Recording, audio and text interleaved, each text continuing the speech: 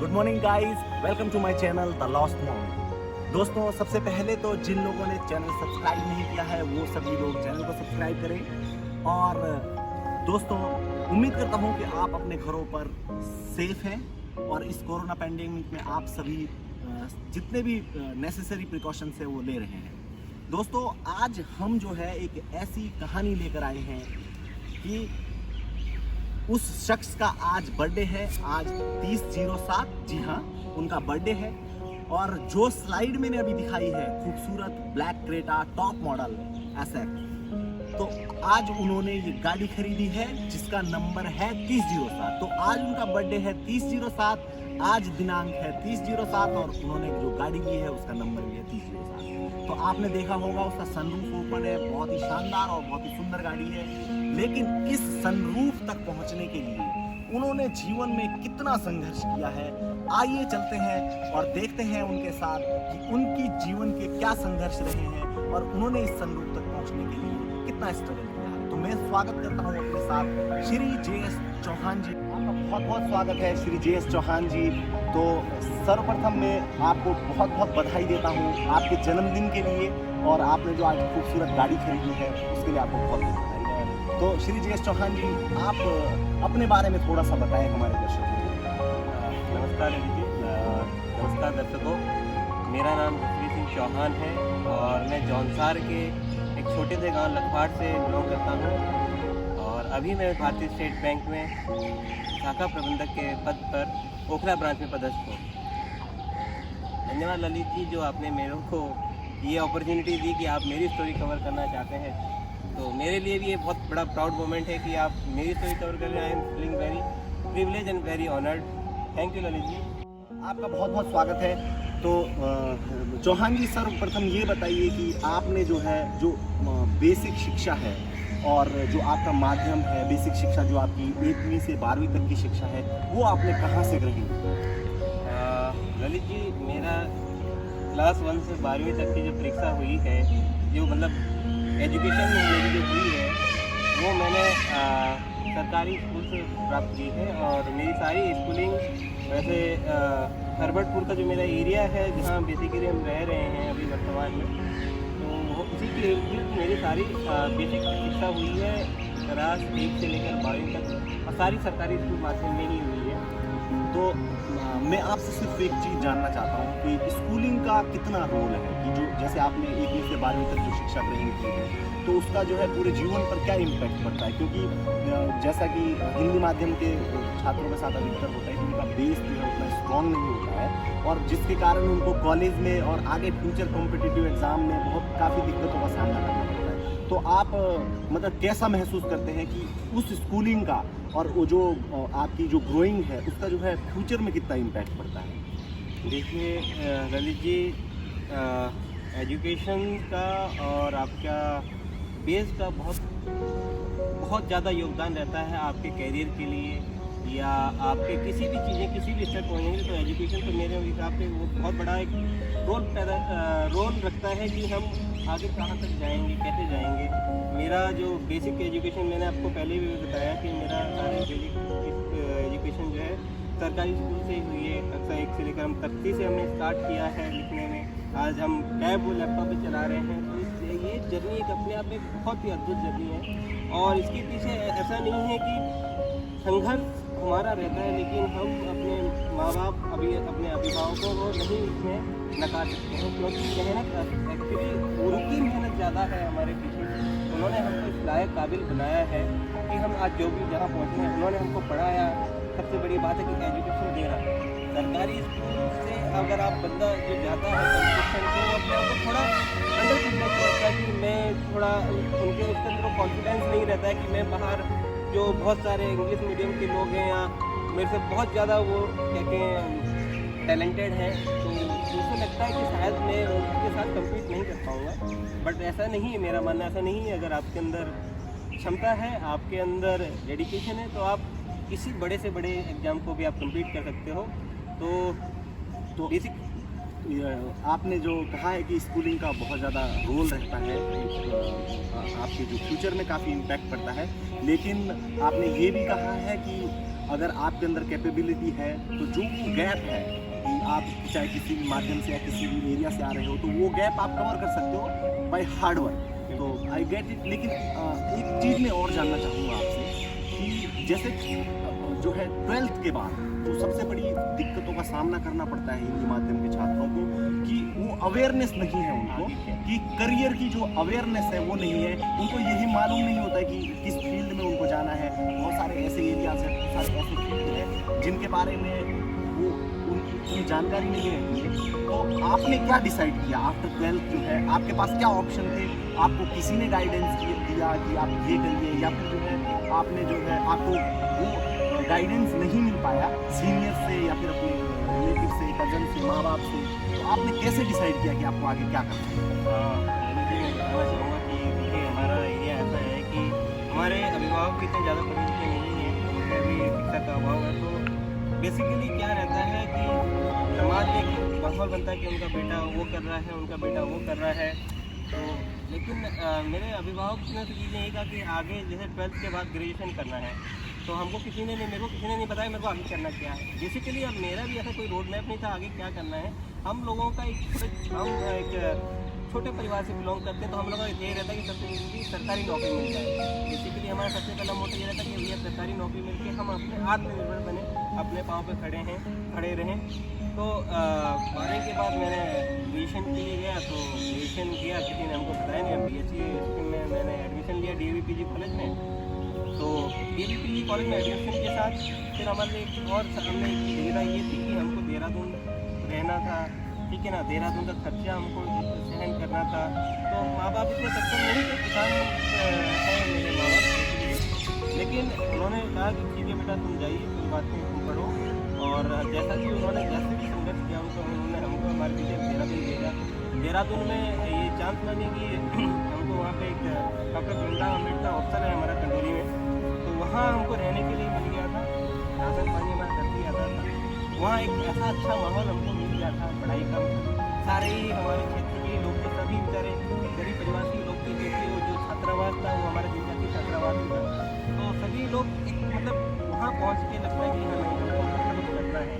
हमको अपने मतलब घर वालों ने हमको अपने इंस्टीट्यूट भेजा, तो हम खाली पढ़ाई के साथ हमको अपने लिए अपना करियर भी हमें निश्चित करना है कि आगे हम क्या करें। गाइडेंस में ललित जी जैसे आपने कहा कि गाइडेंस का ना इस समय बहुत बड़ा महत्व रहता है। अगर आपके पीछे आपके अभिभावक हो या आपके पड़ोस में आपका कोई सीनियर हो कि जो आपको बोले कि आगे आपका ये अच्छा रिकॉर्ड है, आप इसमें काफ़ी अच्छा कर सकते हो, तो वो चीज़ें था। लेकिन वो हमारे एरिया में थोड़ा अभाव था, मैंने आपको पहले बताया। लेकिन हाँ, अभी मैं जो भी कोई हमारा यंग जनरेशन है या जो भी मेरे से छोटे बच्चे भी हमको मिलते हैं, जिसको मेरे को पता चलता है कि एरिया में ये अच्छा, ये गेम में स्पोर्ट्स में अच्छा है, या ये पढ़ाई में इसका ये स्ट्रीम अच्छा है, इसको मतलब इसका साइंस बहुत अच्छा है, तो मैं उनको ये कहता हूँ कि आपका जो भी जिसमें भी आपका एक्सपर्टीज़ है आप उस एरिया में जाइए। ज़रूरी नहीं है कि नौकरी ही हर चीज़ नौकरी, क्योंकि सभी को नौकरी नहीं मिल पाएगी, इसलिए आप सभी को नौकरी नहीं मिल पाती है। चीज़ें यही है कि आप मेहनत करो, जिस भी एरिया में आपका एक्सपर्टाइज हो उसको एक्सप्लोर करो, उसको और ज़्यादा से ज़्यादा उसको आप और अपने आप बहुत अच्छा लगा आपकी जो सोच है और मेंटलिटी, ये सुनकर बहुत अच्छा लगा। और ये सुनकर भी कि आज की डेट में आप जो भी आपके जूनियर्स हैं या फिर जो भी आपके आस पड़ोस में कोई भी रह रहा है और आप इतनी अच्छी पोजीशन में हैं, तो आप उनको जो है एक मोटिवेशन स्प्रेड कर रहे हो या इन्फॉर्मेशन स्प्रेड कर रहे हो, नॉलेज स्प्रेड कर रहे हो और पॉजिटिविटी स्प्रेड कर रहे हो और उनको एक सही गाइडेंस दे रहे हो। बहुत ही कम लोग ऐसे होते हैं और उम्मीद करता हूं कि आप फ्यूचर में भी ऐसे ही कार्य करते रहें और ये वाली सोच जो है आप हमेशा जीवन में साथ लेके चले, क्योंकि मुझे लगता है कि सक्सेसफुल होने का मीनिंग जो है वो हम काफ़ी बाद में समझते हैं कि अगर आपने अपने जैसा एक भी व्यक्ति इंस्पायर किया लाइफ में, तो मुझे लगता है कि आप बहुत ही सक्सेसफुल है अपने जीवन में। तो दोस्तों आइए जानते हैं कि फिर ग्रेजुएशन के बाद जब आपको लगा कि कॉम्पिटिटिव एग्ज़ाम्स के लिए प्रिपरेशन करनी है और जॉब भी बहुत ही ज़रूरी है लाइफ में, तो उस दौर में, क्योंकि आपने बताया कि आपकी फैमिली जो है फैमिली एक किसान बैकग्राउंड से है, तो नॉर्मल जितना भी वो हमारा पूरा एरिया है वो उतना एफुलेंट नहीं है, सब लोग बहुत संघर्ष करते हैं और सबको लिमिटेड अमाउंट ऑफ मनी मिलता है। तो उस संघर्ष को हमारे दर्शकों के बीच जो है बताएं कि आपका जो संघर्ष है शॉर्ट पीरियड में। दोस्तों मैं आपको एक जानकारी देना चाहता हूँ कि जयेश चौहान जी जो है मात्र 20 साल की अवस्था में इनको फर्स्ट या सेकंड एग्जाम इनकी लाइफ का था, उसी समय इनको नौकरी मिल गई थी। तो शॉर्ट ड्यूरेशन ऑफ पीरियड है जिसमें इन्होंने संघर्ष किया। तो मैं चाहता हूं कि ये उन संघर्षों के बारे में बताए ताकि हमारे युवा साथी भी मोटिवेट हो सके और वो सोच सके कि अगर श्री जयेश चौहान इतने कम एज में ऐसा कर सकते हैं तो वो क्यों नहीं कर सकते हैं। संघर्ष के लिए तो मैं आपको पहले भी बताया था कि देखिए संघर्ष जो है सबसे ज़्यादा आपका परिवार करता है, आपके पीछे ना आपका परिवार संघर्ष ज़्यादा करता है।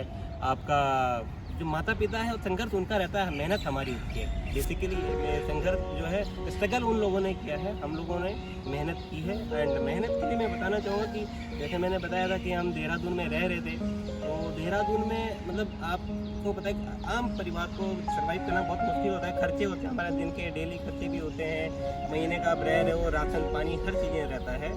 तो घर वालों से कुछ ही अमाउंट घर से में आता था महीने का, वो भी बेचारे किस तरह से करते थे तो वही उस चीज़ को समझ सकते थे। तो उस चीज़ों के लिए देखिए कैसे हम एक तो बहुत अच्छा हमको माहौल मिल गया था पढ़ाई का, क्योंकि कंपटीशन एग्जाम का हमको एक मिल गया था, नहीं हम आगे पढ़ना है, हम अपना डेली क्या कहें कुछ बुक्स हमको खरीदने होते थे, पैसे नहीं होते थे।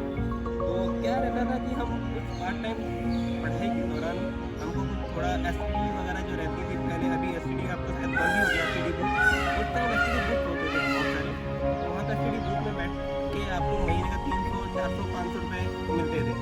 तो वो 300 400 500 की मैंने एसटीडी बुक में कुछ महीने तो मैंने काम किया है, 300 400 मेरे बुक खरीदने के लिए आते थे कि मैं कम्पिटिटिव एग्जाम की बुक खरीदूँ, उससे मेरा थोड़ा बहुत खर्चा जो हमारा वहाँ हॉस्टल में हम रह रहे हैं उसका थोड़ा मेरा खर्चा चल जाता था, या कभी हम घर जाते थे। तो मेरा वही से स्टार्ट हुआ था कि नहीं हमको सेल्फ डिपेंडेंट होना है, आत्मनिर्भर होना है और क्या कहें परिवार का, ताकि मैं कम से कम ज़्यादा परेशान करूँ अपने माँ बाप को, परेशान नहीं होता बेसिकली माँ बाप के लिए। तो उसके अलावा देखिए ऐसा है कि संघर्ष हमारे एरिया से सभी लोग करते हैं, संघर्ष तो करना है, संघर्ष के साथ आपका मेहनत बहुत ज़रूरी रहती है, बहुत आपको डेडिकेशन आपके अंदर एक वो बात होना चाहिए कि हाँ मेरे को कोई चीज़ करना है तो करना है। जैसे ललित जी ने भी बताया था कि yes I am very privilege कि मेरा ग्रेजुएशन सेकंड ईयर ही चल रहा था, उसमें final year BSc final year था जिसमें मेरा बैंक में हुआ था। तो हम 2005 की बात है जिसमें मेरा रिटर्न एग्जाम दिया 2005 आया, 15 ईयर्स एगो। तो एग्ज़ाम था, एग्ज़ाम के इवन एग्ज़ाम देने के लिए भी आप ये मानिएगा कि एग्ज़ाम सेंटर इंदौर था, वहाँ जाने के लिए भी हमारे पास किराया नहीं था। लेकिन हॉस्टल में हमारे सबसे एक बड़ी अच्छी बात रहती है कि हमारा जो सभी लोगों का कोऑर्डिनेशन आपस में रहता है, दोस्तों का एक दूसरे के सपोर्ट के लिए रहते हैं। तो मेरा ट्रेन का टिकट भी एक मेरे ही दोस्त जो है उन्होंने मेरे को अरेंज करके दिया था।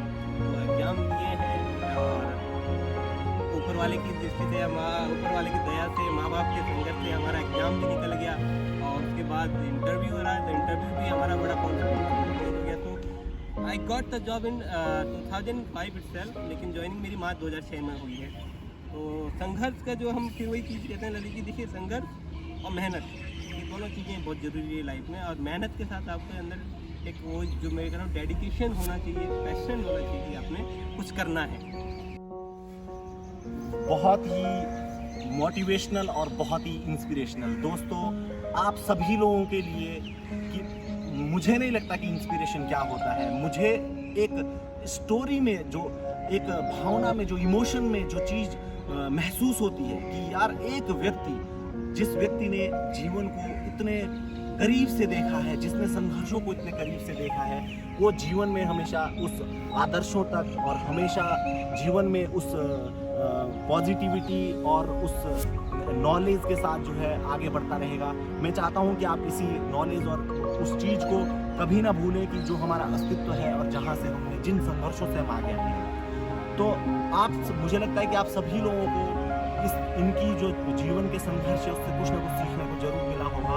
दोस्तों हार्ड वर्क का कोई सब्स्टिट्यूट नहीं है। ये मैटर नहीं करता है कि आप आज क्या हो, ये मैटर जरूर करेगा कि 10 साल के बाद आप कहाँ हो। 10 साल के बाद आपकी स्टोरी कोई और सुन रहा होगा। आज जे.एस. चौहान जी की स्टोरी से मैं आपको वादा कर सकता हूँ कि बहुत सारे ऐसे लोग जो आज हो सकता है कि उसी दौर से गुजर रहे हो जिस दौर से श्री जे.एस. चौहान गुजरे हैं, लेकिन आज 15 साल बाद उनका भविष्य इसी लेवल पे होगा, ये मैं आपसे वादा करता हूँ, अगर वो इस स्टोरी से कुछ सीखते हैं। तो जे.एस. चौहान जी, बहुत ही अच्छा लगा आपकी ये स्टोरी सुनकर। मैं आपसे एक चीज़ पूछना चाहता हूँ कि आप आज एक बहुत ही सफल व्यक्ति हैं, सक्सेसफुल है, बहुत आप प्रोफेशन में भी, पर्सनल लाइफ में भी, सभी जगह। मैं आपसे ये जानना चाहता हूँ कि आप सफलता को कैसे देखते हैं। और दूसरा मेरा एक और क्वेश्चन है, मैं ये चाहता हूँ कि जब आपका दौर था तो आप लोग जो है उतने टैक्स सेवी नहीं होते थे, सोशल मीडिया का उतना दौर नहीं होता था, और आप लोगों के अंदर जो डेडिकेशन और उसका लेवल था वो काफ़ी ज़्यादा था। इस वक्त एक टेक्नोलॉजी का दौर है, दुनिया बहुत बदल गई है 10 सालों में, और सोशल फ्रेंडली है, सभी लोग सोशल फ्रेंडली है। तो इस वक्त जो है, जो सफलता का दौर है, वो सफलता का जो काउंट है, चाहे मैं अपने क्षेत्र की बात करूं या फिर हॉस्टल की ही बात करता हूं, तो वो नहीं दिखाई देता, वो स्पार्क नहीं दिखाई देता। मैं आपसे आपके जो कंटेम्प्रेरी बैच में है, जो क्योंकि मैं जे.एस. चौहान जी से 2006 में भी मिला था, तो उस समय ये रूम नंबर 10 में रहते थे। तो इनके रूम नंबर 11 का जो लड़का है वो भी दिल्ली पुलिस में सब इंस्पेक्टर है, हाँ। और जो 6 नंबर में थे नैन सिंह राणा जी, वो भी बहुत सक्सेसफुल है और पीएनबी बैंक में है। और आपके जो पूरा एक ग्रुप है वो बहुत ही सफल है। तो अब मैं ये चाहता हूँ कि उस काउंट कैसे कम हो गया, और क्या लगता है आपको कि जो यूथ है, क्या उसके अंदर डेडिकेशन नहीं है? जो यूथ है, क्या उसके अंदर वो मोटिवेशन नहीं है? यूथ है जो, क्या वो कुछ कर गुजरना नहीं चाहता जीवन में? तो वो क्या कारण है कि जो आज का यूथ जो है वो ज़्यादा सक्सेसफुल नहीं हो पा रहा उस दौर पे, जो आपके टाइम पे एक बैच के बैच में जो है सक्सेस हो रहे थे, बैच के बैच जो है बहुत अच्छी जगह पहुंच गए हैं। तो आप अगर इस पर थोड़ा सा प्रकाश डालें तो हमारे दर्शकों को आपकी बात पहुंच जाएगी। जरूर ललित जी, मैंने पहले भी कहा था, तख्ती से टैब तक का ये सफ़र बहुत ही रोमांचक है, ठीक है ना। जो तख्ती से हमने एक रूल से स्टार्ट किया था, आज टेक्नोलॉजी से हम क्या कहें, टैब लेके चलते हैं, कोई भी चीज़ें बिजनेस लेके चलते हैं टैब से। तो देखिए, सक्सेस के लिए पहले आपने सवाल था सफलता का जो आपका मूल मंत्र और संघर्ष, इसको कैसे देखते हैं? देखिए, सक्सेस के लिए आपने भी कहा है, सबको मैं भी बोलूँ कि मेहनत का कोई और अल्टरनेटिव नहीं है, हार्ड वर्क का कोई अल्टरनेटिव नहीं है। हार्ड वर्क, मेहनत तो करनी होगी सर, लक हर जगह मैटर नहीं करता है। समटाइम्स हम कहते हैं लक मैटर, बट हर जगह लक मैटर नहीं करता है, आपका मेहनत, आपका डेडिकेशन मैटर करता है। और मैं देखिए, टेक्नोलॉजी आजकल इतनी, जैसे आपने कहा कि टेक्नोलॉजी इतनी अच्छी हो गई है आजकल, टेक्नोलॉजी का हम बेसिकली यूटिलाइजेशन ना करके, हम लोग सोशल मीडिया पे अपना टाइम वेस्ट ना करके, हम उस चीज़ को कैसे यूज़ करें, टेक्नोलॉजी को basically we can use in the और फ्यूचर बेनिफिट, या हमारी जो भी चीज़ें हैं। आज आपकी देखिए, आपने कोई बुक करना है, आपको कुछ चीज़ें नहीं पता है, कोई चीज़ समझ में, पहले तो हम ये कि दूसरे से पूछे थे, मैं सीनियर से पूछते कि सर इसका मतलब क्या है, इसका क्या है, ये कैसे होगा। आज आप हल्का गूगल कीजिए, आपके पास सारा रिजल्ट, 10 ऑप्शन, 10 रिजल्ट उसके सामने आपके। तो हम इस टेक्नोलॉजी को हमको अपना सपोर्टिव बनाना है। कॉम्पिटिटिव एग्जाम कोई भी होता है, देखिए आज मैं वही चीज़ कहूँगा कि जॉब, खाली जॉब पाना ही सक्सेस नहीं है, बहुत जॉब पाना ही सफलता नहीं है। मेरा अपना सपना ये है, सक्सेस आप तभी हो जब आपको लगता है कि आपका जो फैमिली बैकग्राउंड था, या आपने अपने आसपास के लोगों को अपने साथ लेके कितने लोगों को चले जाए, तो सक्सेस वो है। और यूथ के लिए मैं यही कहूँगा कि देखिए, बहुत टेक्नोलॉजी जो आज इतना टेक्नोलॉजी और आगे कहाँ तक जाएगी, ठीक है, आप इस चीज़ को यूज़ कीजिए। आपके आजकल मैं देखूंगा कि हर लोगों के पास, हर बंदे के पास हाथ में मोबाइल है, स्मार्टफोन है, he is using WhatsApp, he is using Facebook, Twitter, Instagram. हम अपना उस चीज़ों में टाइम ज़्यादा स्पेंड कर रहे हैं। मैं ये चाहता हूँ कि आप उस चीज़ को अपना जो कैरियर के लिए, कि बेसिकली आपका, मैं वो चीज़ है, मैंने पहले बोला था कि आपका एक्सपर्टीज किस में है, आप उस एरिया में फोकस कीजिए। आप उस एरिया के लिए आप कितना एक्सप्लोर कर सकते हो टेक्नोलॉजी को, आप उस चीज़ को अपना एक सपोर्ट बनाइए कि हाँ यस, कोई भी चीज़ें रहता है कि मेरे को कोई चीज़ें नहीं पता, आप टेक्नोलॉजी सपोर्ट लीजिए और मेहनत तो करनी पड़ेगी बॉस। देखिए मेहनत है, अगर आपने कुछ करना है, आपको लगता है कि आपके, देखिए हम आपका क्या, हमारा सभी का अभी भी मैं मानता हूँ एरिया हमारा इतना डेवलप नहीं है कि हम मतलब सब लोग क्या कहें, बहुत सभी किसान परिवार से बिलोंग करते हैं, लेकिन उसके बाद भी आज का आपका परिवार के पास बहुत सारा सुविधाएं बढ़ चुकी हैं, आपके पास भी सुविधाएं बहुत ज़्यादा बढ़ चुकी है, आप क्या कहें आप लोगों के पास, तो इस चीज़ का यूज कीजिए सर, और अपने जीवन में इस चीज़ को आप ऐसा कीजिए कि जो भी थे आपने मोटो बनाया है, उस मोटो के लिए आप संघर्ष होकर लगन से, डेडिकेशन से आप लगे, आप जरूर सक्सेस होंगे, मेरा वादा है आपसे। और मेरा भी बहुत बहुत धन्यवाद आपका, आपने जो ये मैसेज दिया है, आई होप कि यूथ तक डिलीवर होगा, और आई होप कि एटलीस्ट अगर हम इस इंटरव्यू से मात्र कुछ लोगों को भी इंस्पायर कर पाए तो वो भी हमारे लिए बहुत बड़ी सक्सेस है। तो आई होप कि आप सभी लोगों को जो है इस स्टोरी से कुछ ना कुछ सीखने को मिला होगा, और ये जो है स्टोरी अपने आप में बहुत ही मोटिवेशनल, बहुत ही इंस्पिरेशनल है। मुझे खुद इस स्टोरी से बहुत ज़्यादा इंस्पिरेशन मिला है। तो उम्मीद करता हूँ दोस्तों कि आप सभी लोग इससे कुछ ना कुछ सीखेंगे, और आप इस स्टोरी को बहुत सारे लोगों को इंस्पिरेट करेंगे, चाहे आपके रिलेटिव्स हैं, आपके फ्रेंड्स हैं, या आपके जूनियर्स हैं। तो दोस्तों शेयर कीजिए इस स्टोरी के माध्यम से, आप इंस्पिरेशन, मोटिवेशन स्प्रेड कीजिए। और जिन लोगों ने चैनल सब्सक्राइब नहीं किया है, मैं फिर से कहता हूं कि आप चैनल सब्सक्राइब करें। अगली बार मैं फिर से हाजिर होऊंगा एक नई स्टोरी के साथ, नए मोटिवेशन, नई इंस्पिरेशन के साथ, नए नॉलेज और नए इन्फॉर्मेशन के साथ। तो दोस्तों आप सभी लोगों का बहुत बहुत धन्यवाद, और उम्मीद करता हूँ कि आप सभी लोग अपने घरों पर सुरक्षित, और आप सभी लोग जो है पूरे प्रिकॉशंस ले रहे हैं। Stay safe, stay healthy and stay happy. Thank you very much guys, have a great day.